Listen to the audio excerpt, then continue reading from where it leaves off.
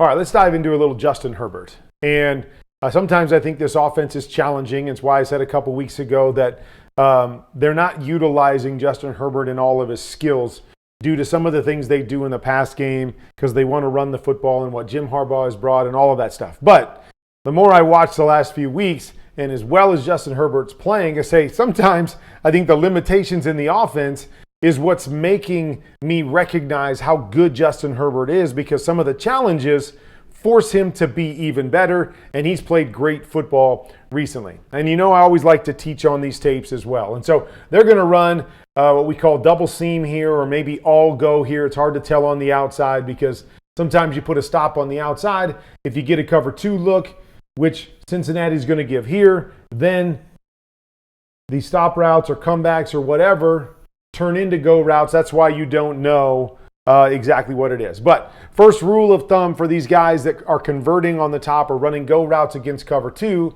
is always force an outside release. Why do we force an outside release? Because when we're running seams against cover two, what we're going to try to get is we're going to try to get a 2-on-1 on the safety. Okay? So you see both of these guys go inside on their go routes. Okay? So the key, as I said, with the double seam, so whichever way, let's just pick the top for now.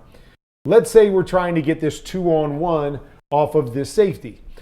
The more that we condense the space they have to cover, the easier it is for the safety. So we want to go outside and we want to get out by the boundary, so we force this safety to have to cover as much ground as possible, making it easier on the quarterback to make a read and a throw and harder on the defensive back. Same on the backside. Once we go inside, this guy doesn't have to worry about all this space out here outside the numbers because the receivers come inside. So we want to force the outside release. Something else I see with double seams is we got a three-man side here, right? So we've got three receivers to this side. And so some teams like to bend their number two. What does it mean to bend? Okay, when we get a too high safety, we want somebody bending or working the middle of the field because that's the weakest area of cover two. So some teams like to do it with their number two receiver. I like to do it with my number three receiver because once again, if I'm bringing this guy from the outside and then having him bend, you'll notice, right, how we cut down that space again. If I let the number two guy be the guy working down the middle of the field, now we've created more space for this safety to cover by making it that number three guy. The other thing that they do when they have the number two guy as the bender, they tell this number three guy, just go ahead and run more of a cross or an over route. That's the other thing that I hate about this play, because once we go into that over or cross position, you see we bring other elements into it. This Mike linebacker says, well, shoot, if he's going to cross in front of me, I know I've got help on the backside, so I'll just keep pushing through to the bender, and that's exactly what happens here. You see? Okay, so Logan Wilson goes, forget it, I'm going to pass him off to the linebacker in the corner that I know are over there, and I'm just going to go take this next guy. Because of that inside release, you see how condensed it is there off of the safety and how hard of a throw it is for the quarterback here. So it's just something that I like to do different. If I've got cover two, I'm going to seam release this guy and have him try to jump over the Mike linebacker. And then I want this guy to outside release. And here comes my 2-on-1 to this side. And sometimes I can even work it to the backside.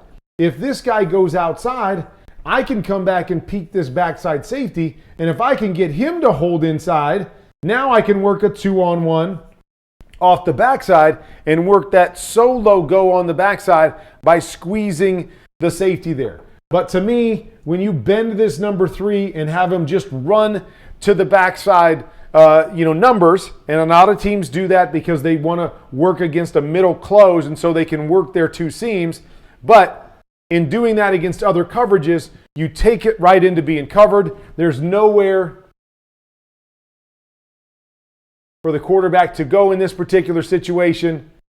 And you see more of his skill set and his ability to run, which he's made a lot of big plays running the football the last couple weeks.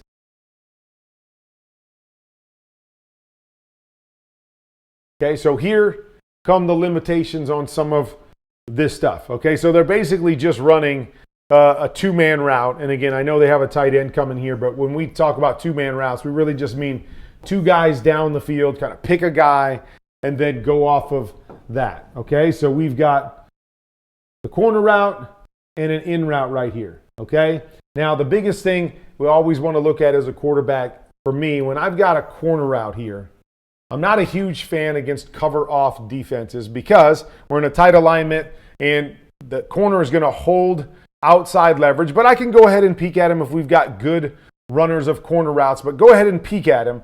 But I know to myself, I'm going to peek, I'm going to see what the leverage looks like here, and if I don't have that right away, I'm going to work back to this in right here. So you come out, play fake right there. See, that's the leverage I'm going, I don't really like it. Plus, I want to see this outside linebacker because he's getting width too. Now, I'd like to see Justin Herbert have the ability and the time to understand, I peaked, I don't like the leverage there, it's not a gimme. Just work back to your in, to your check down on this side on these two-man routes. Don't like to get limited to one side, like to read the coverage and make sure that I've got the leverage that I want. And you see the big in on the other side, see all the space here off of the play action, but a lot of it comes to off of that play fake, getting your eyes to what you want first. So that's, in this case, the corner on the backside, see the leverage, see the bodies out there, and then be able to recover in plenty of time. Because you see he's throwing his check down here right now. He's got time that he could get back here as well and be able to see this and possibly get the big chunk throw on this particular play. Just a dime right here. Okay, so we're going to run double seam right here or double go right here. So this guy's going to widen, go down the sideline. This guy's going to widen and go down the sideline. And then we're going to have our double seams on the inside. This makes it harder on a quarterback when we put everybody in a tight alignment. And why it makes it harder is I want you to see these corners right here. When we're in a tight alignment, they do what we call an overlap. Okay, so they overlap to the inside. And so with a middle closed, quarterback is reading this guy right here. Okay, so whichever way that guy tells him to go, he's going to come back and try to hit this seam right here. But it's really hard to see the free safety and then go to throw your seam and then feel the corner squeezing to the inside. Really hard to do that. And then obviously if he squeezes, you want to try to work to the outside guy. But it's really a tough thing to see because we're holding the safety as long as we can. We're turning and we're throwing the seam because we think we have it based off of that free safety, and then the corner squeezes. But look at this. Corner's trying to squeeze and midline both of these, but just a dime over the top of the linebacker on the money to his tight end for a touchdown. So you watch that and you say to yourself, it's just double seam against middle close. It's not really that hard. Well, they increase the difficulty on that play when they cut down the splits really, really tight. So to see that throw over a linebacker, beating a free safety, and an overlap corner, just an incredible throw right there.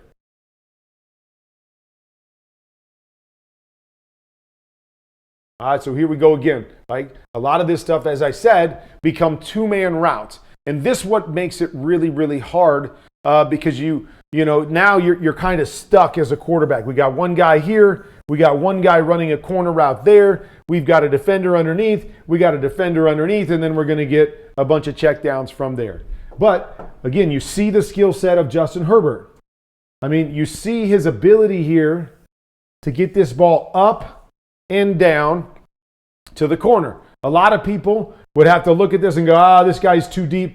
Got to check it down. Got to check it down. But Justin Herbert, having that skill set, says, you know what? They got to do more than that to take these throws away from me because I got lots of throws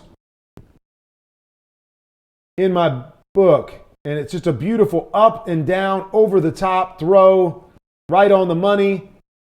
They make it hard, but I'm better than the defense you're playing. And that's really what you want to try to do as a quarterback. How many things can you have in your book? How many tools can you have in your toolbox? If you can't throw that up and over, you're stuck throwing a check down. If you have the ability like a Justin Herbert, you've got the ability to make that throw, even though the linebackers are dropping with depth. Okay? Here's another one. Like, I don't really know what they're trying to do here. They're going to run a go, and then they're going to run a quick cross, and then an in and a swing. So they don't really have anybody pulling or high-lowing anybody, putting anybody in conflict. So it almost becomes Justin drop back and throw it in there somewhere. You like beat somebody with the throw. Well, Justin says, I can do that. So as they come back, right, you don't have the go throw. You don't have anything except a bunch of bodies here. But Justin, once again, just beats this. Boom. Nice throw. Finds his tight end. Hits it in the window between those two guys. But it's not really a concept where, right, because you see, we got a cross coming to this guy. We've got an in coming to this guy. We've got a swing going to that guy. So we don't really have anybody in conflict. It just becomes, hey, beat the defense with the throw. But Justin says, hey, I got that. Boom. I'll beat the defense with a throw. So those are the kind of plays that I talk about when I say some of these offenses make it harder on their quarterback. Right? The timing has to be impeccable. You have to make sure you get there and understand the limitations or where you have to make the throw. Or sometimes you just got to beat a defender with the throw and have the capabilities of doing that, or you're in trouble on a play. And that happens a lot of times in this, I shouldn't say a lot of times, but it happens in this offense with Justin Herbert. But he's got a great ability to bail them out in these situations. Now, I don't know if this is a design play. So a lot of times you'll have teams that run what we call a double cross. Okay, so the idea is we want to get man-to-man coverage. We want to cross, so it's like a deep rub, a deep man-to-man rub. And what we do as a quarterback is we read the free safety. Whichever way the free safety goes, we work opposite of that to our man-to-man beater on the cross. So you've got Quentin Johnston here running the cross to this side. And you're going to see, and whether it's buying time, whether it's recognizing the defense, that he turns and takes this up the field here, and it turns into a touchdown. But we're coming back. We've got our deep crossers right there, okay? And so probably telling us because of these guys and the free safety, I'm going to try to get over here to Quentin on this play, but then these guys are dropping back here, and he turns it up. Justin's able to recognize this. Nice little step up, and even on the run, because he's thinking, oh, it's covered there. I don't have it. I'm going to take it. Oh, wait, he turns up the field, eyes down the field, another dime for a touchdown.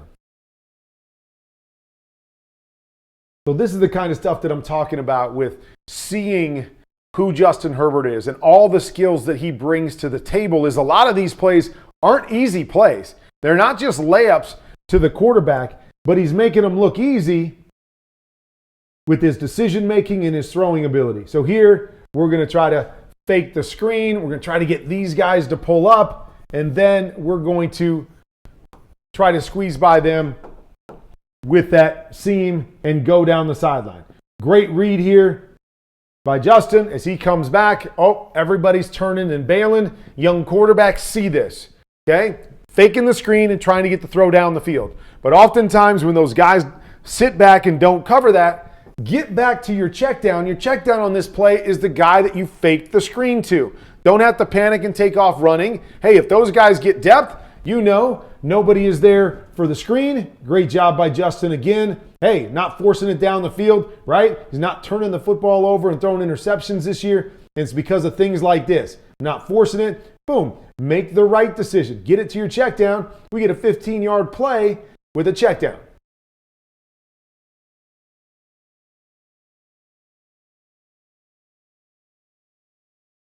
I love this. So many quarterbacks get stuck inside, okay?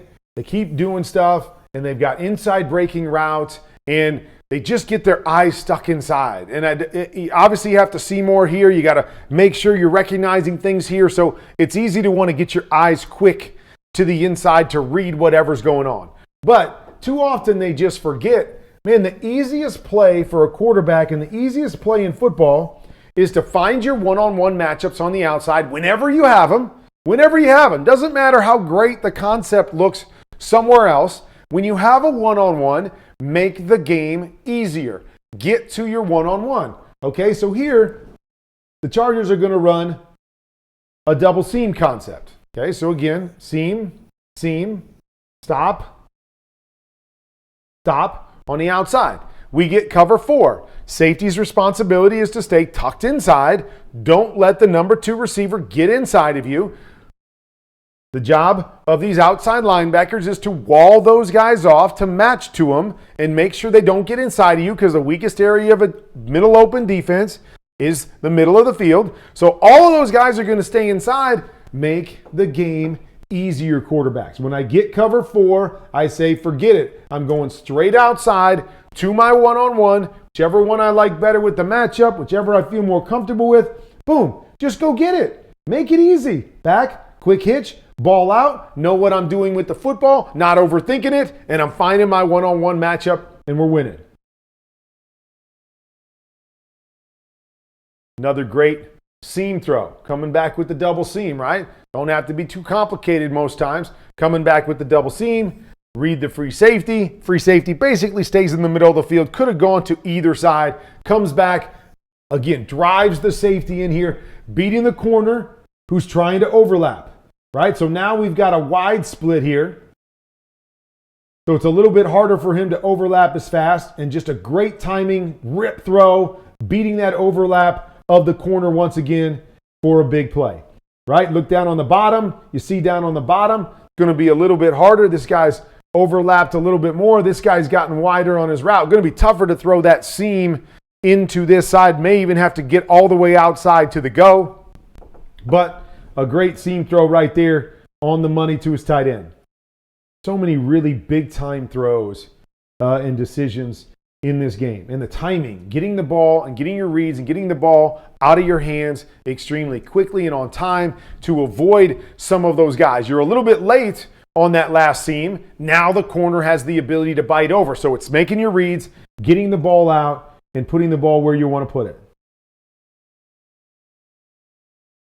Okay, so here's another one. We're going to come off the play action, and we're going to try to get this little in or skinny post right here. That's read number 1. Okay, and then he goes straight from here to the check down. What I always like to do on these plays is I like to offset my 2 receivers. Okay, so if this guy's going to run, let's just say a 12 to 14 yard in route, I'm going to put this guy on an 18-yard comeback. Because what that does is it allows the quarterback to come back and look at this guy on the top, the in route. I don't have it.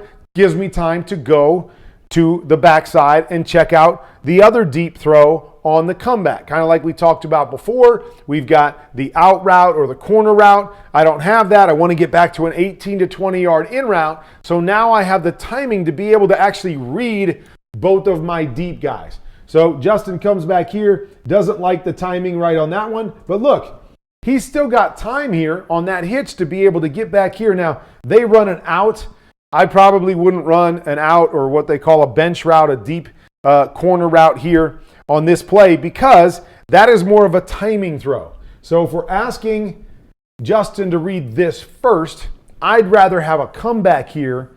So now I'm not really running out of space. I can have a little more time to look at the end and still get back to this comeback and like it, because once this guy's rolling out, you don't have a whole lot of space to get it there before he gets to the sideline when he's running straight to the sideline, as opposed to coming back downhill where he's running away from the DB. So you really got to be on time on a bench route. So for me, if I'm doing this, I'm going to give him that skinny or the in to the front side. I'm going to give a deep comeback to the backside so I can go boom in. I can get on that next hitch, get back to the comeback, and then work to my check down so I'm not just stuck going to one side.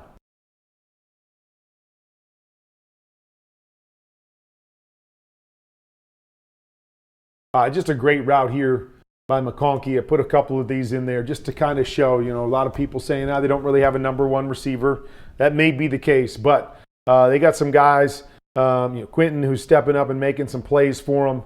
Lad McConkey stepping up and making some plays for him. So he's going to go and run kind of what I call a chase route.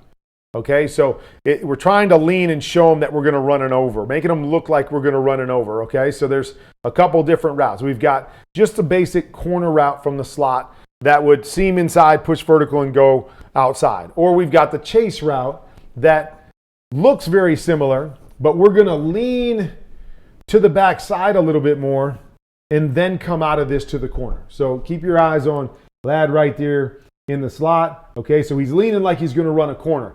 Now he's in a horrible position right here on this route. You know, as a quarterback, man, you see this guy, the defender sitting outside your receiver, and you know he's got to come back through him to get open. Man, I don't feel really confident in that. But watch the route by Lad. Boom, great job. He's getting him running. Man, he stops on a dime, and with him stopping on a dime, this guy keeps going with his momentum. I come out of this flat, and I make myself available to the quarterback. Great route here, and again, we're limited in what we're doing here. We've got a go route, which we don't really have. Now we got to come back, and if we're going to read this corner, we ran a pivot down here on the outside. We're a little bit late getting to the pivot here, so you see he's matched to by the defender. So this is really the only route that we have. We need our guy to win his one-on-one matchup, and he's got a guy that's doing that right now.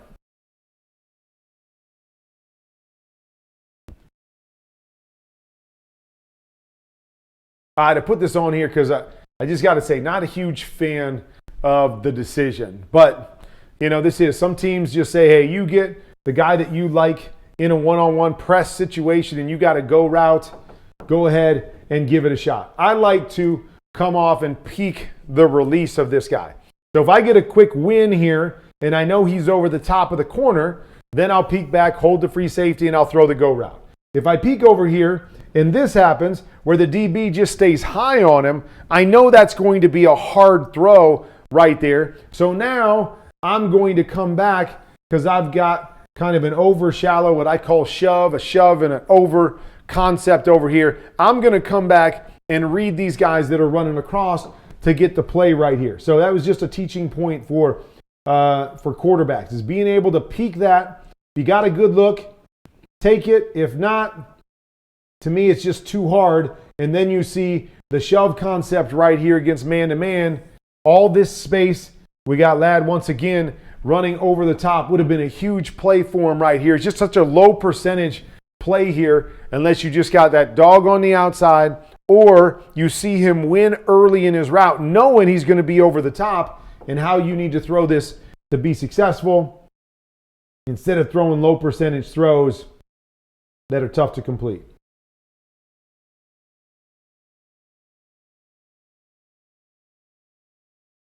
All right, here's another great route run. Okay, so we got a corner route up here by Lad McConkey.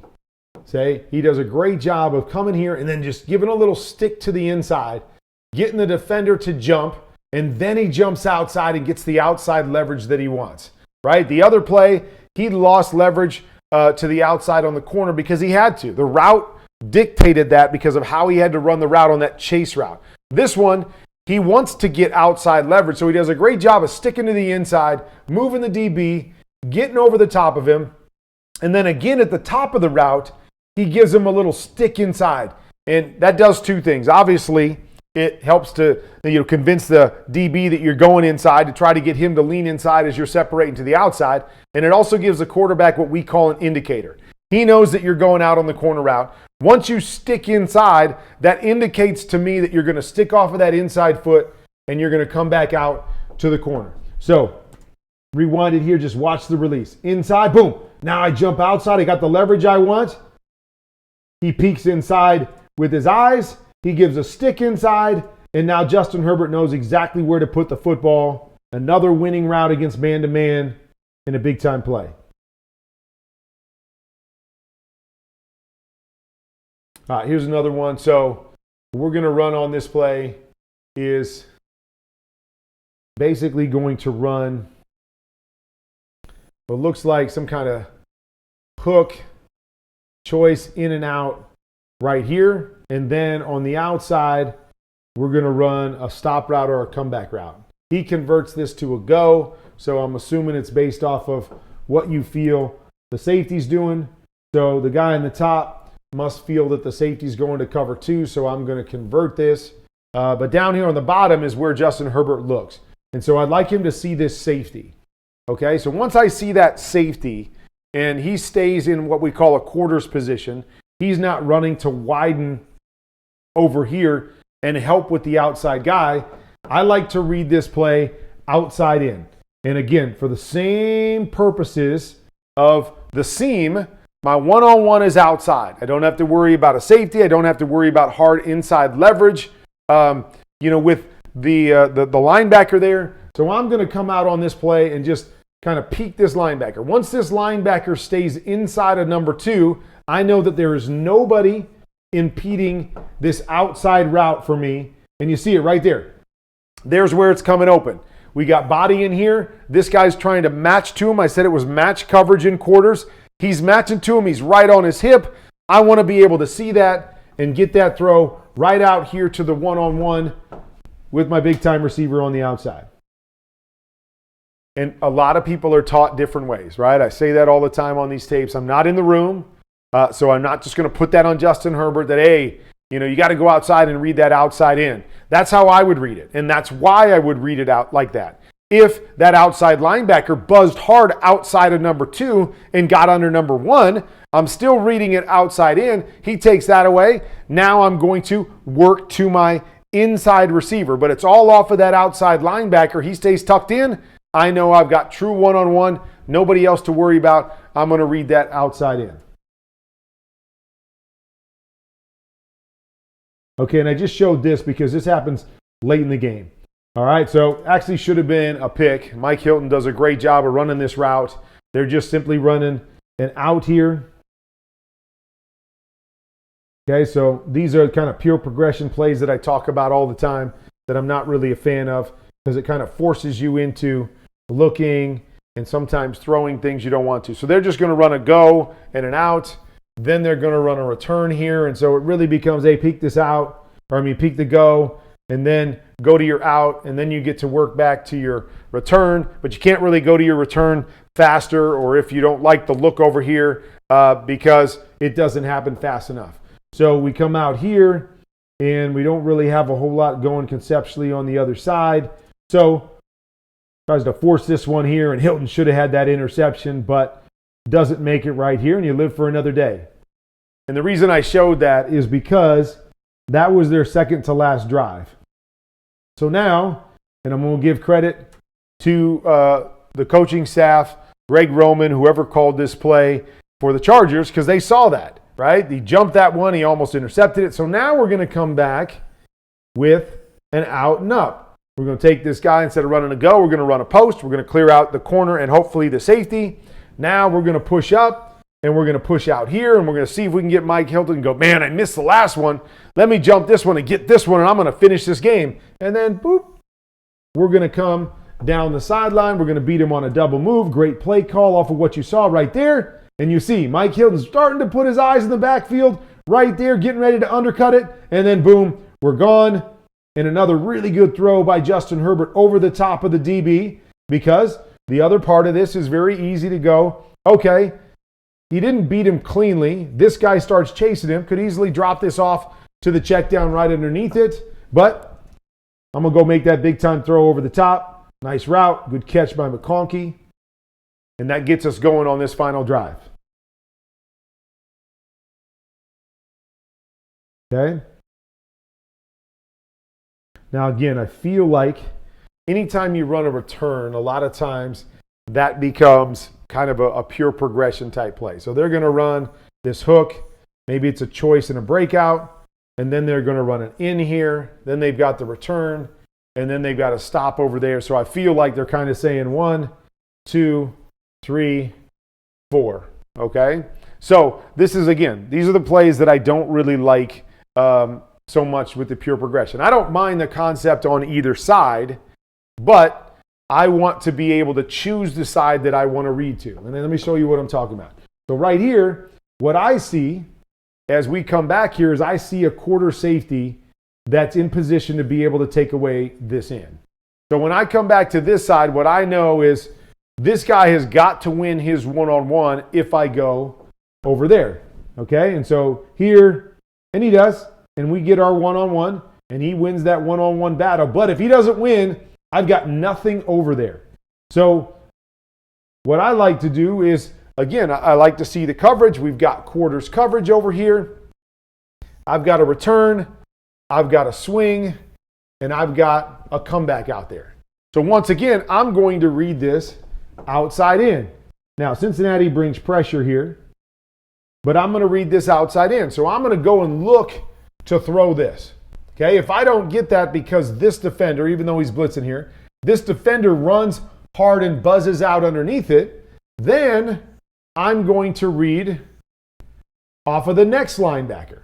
Okay, so he buzzes outside. Now I'm thinking inside. I get my eyes to number 59. What does he do? Does he run past my return?